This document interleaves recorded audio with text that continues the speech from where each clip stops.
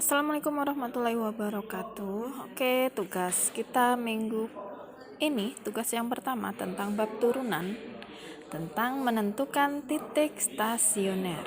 Tugas kelompok kemarin harusnya sudah ya. Yang belum mengumpulkan silahkan dikumpulkan ke email saya untuk tugas kelompok saat liburan kemarin. Oke, kita membahas dulu tentang titik stasioner. Ingat kembali cara menentukan turunan pertama suatu fungsi. Contohnya bisa dilihat di sini. Turunan pertama dari 5x kuadrat ditambah 3x dikurangi 7, maka turunannya adalah 10x ditambah 3. Contoh yang berikutnya.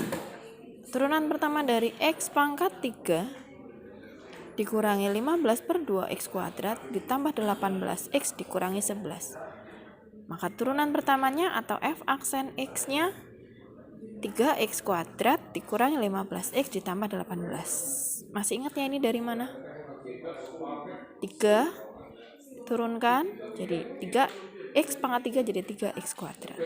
Min 15 per 2 x pangkat 2 diturunkan jadi min 15 per 2 dikali 2 sehingga hasilnya min 15x karena pangkatnya berkurang 1. Begitu juga dengan 18. Oke.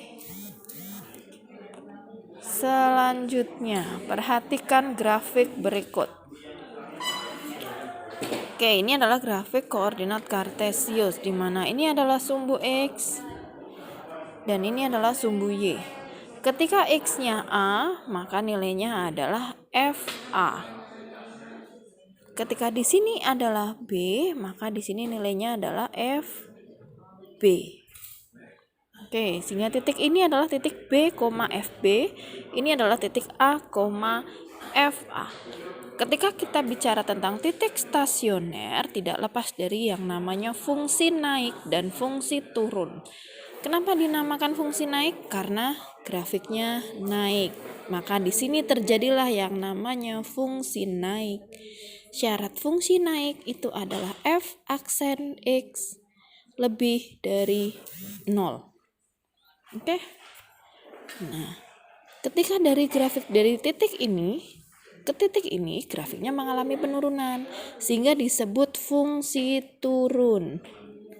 Syaratnya f aksen x atau turunan pertamanya kurang dari 0. Kalau tadi naik, turunan pertamanya lebih dari 0, turunan pertamanya kurang dari 0. Ini apa ini? Grafiknya naik, maka namanya fungsi naik juga. Syaratnya f aksen x-nya lebih dari 0. Lalu di mana posisi titik stasioner? Dari namanya stasioner artinya dia tidak naik, tidak turun. Ini dia ada di posisi di puncak. Ketika dia tidak naik, tidak turun, maka disinilah namanya titik stasioner. Mana lagi? Ini juga namanya adalah titik stasioner. Titik yang tidak naik dan tidak turun. Syaratnya bagaimana? Syarat titik stasioner adalah f aksen x sama dengan 0. Ini juga f aksen x sama dengan 0. Oke, titiknya mana? Titiknya ya berarti A, FA untuk yang di sini. Kalau di sini titiknya adalah B, FB.